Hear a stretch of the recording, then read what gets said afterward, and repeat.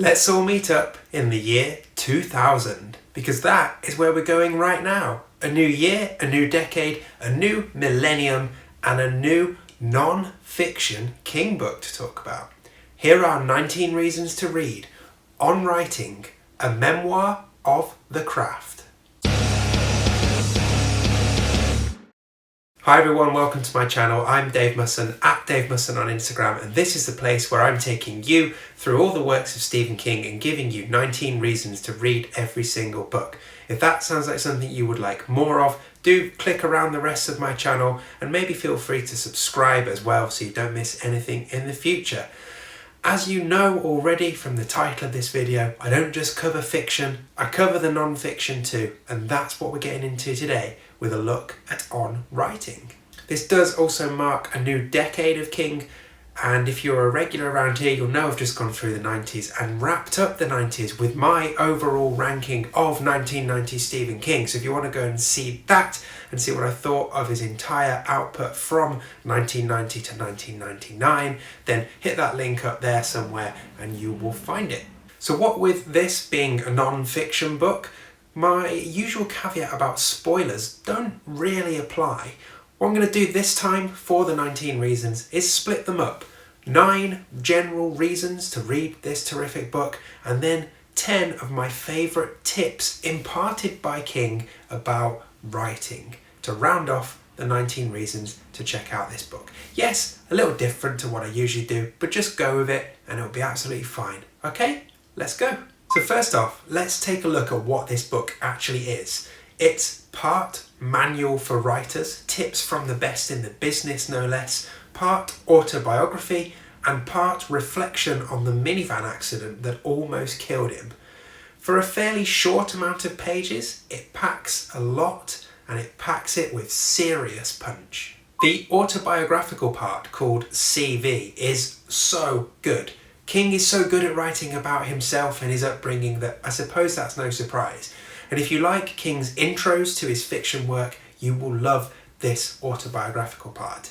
In fact, the only downside is that it just makes you crave a full autobiography. The manual sections, what writing is, the toolbox, and On Writing are jam-packed, full of tips and useful wisdom for any aspiring writers out there.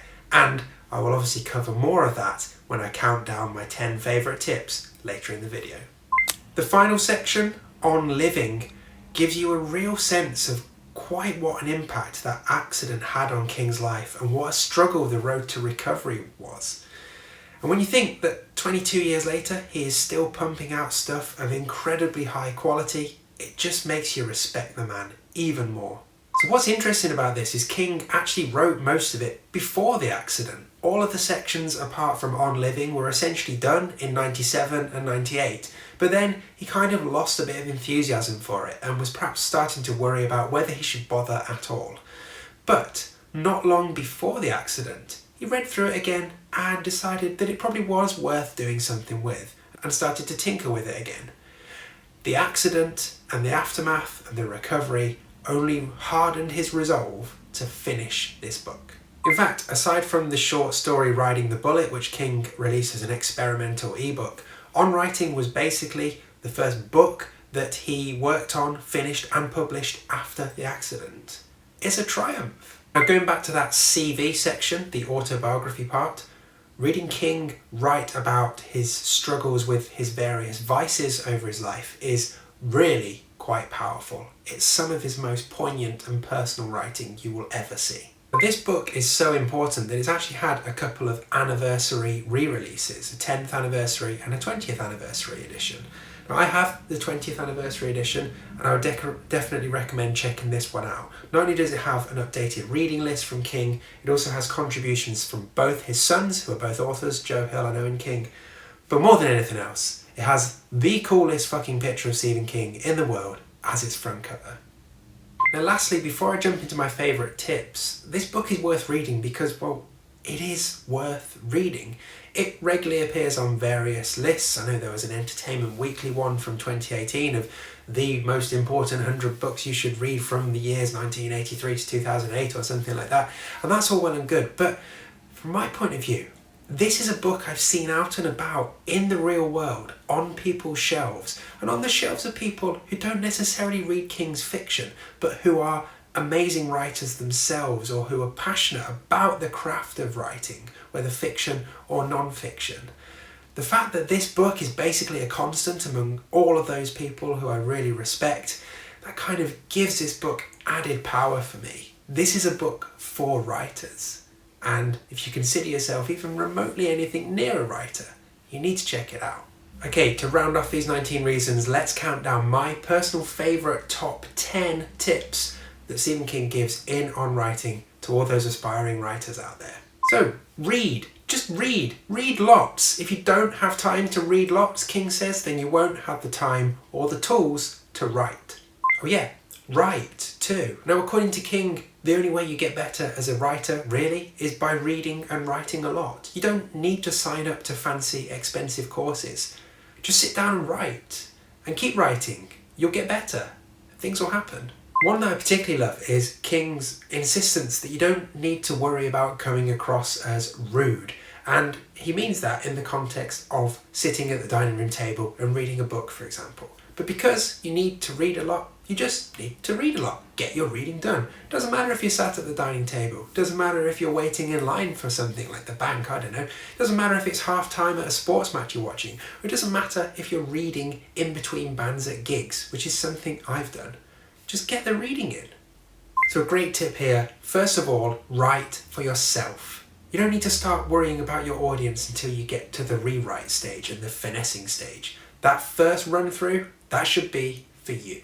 So give yourself 3 months when you're working on a project. That's how long any type of written project should take. It's about the length of a season. If it's not happening within 3 months, maybe something's not quite clicking. On that, give yourself a break as well. When you put pen down or when you click save and you're done on a project, give yourself a break before you go back and read it. King suggests ideally 6 weeks. It will give you a different perspective and a different viewpoint on what you've just written. You don't want to reread it straight away because you'll probably just hate most of it. Solid tip here, don't use the passive voice. Just don't. Now, the one that probably gets drawn out of on writing the most is King's insistence that you shouldn't use adverbs and that the road to hell is paved with adverbs. But it often gets picked out because King himself does use adverbs quite a lot.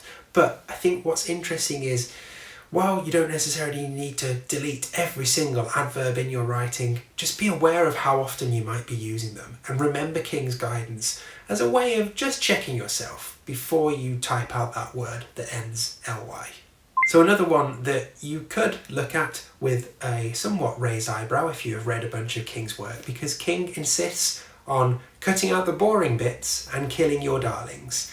And he definitely doesn't do that in some of his works. But again, it's a useful reminder. Make your writing tight, make it entertaining, and if something isn't working, no matter how much you love it, kill it.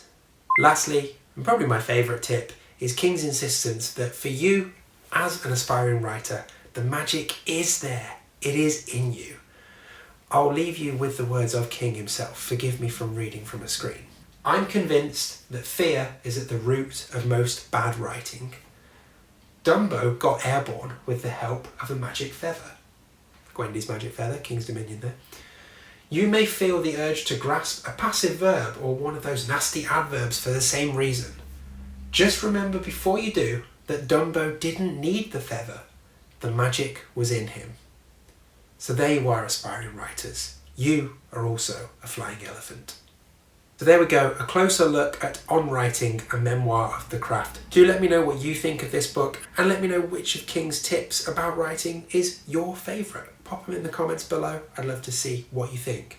Thanks as ever for stopping by. You can find me on Instagram at Dave Musson if you want to come and chat King. And do click around the rest of my channel. There's loads more videos here. 19 reasons to read everything that he's published, up to and including On Writing, and a few specials as well. And if you like what else you find on the channel, consider subscribing so you don't miss anything in the future.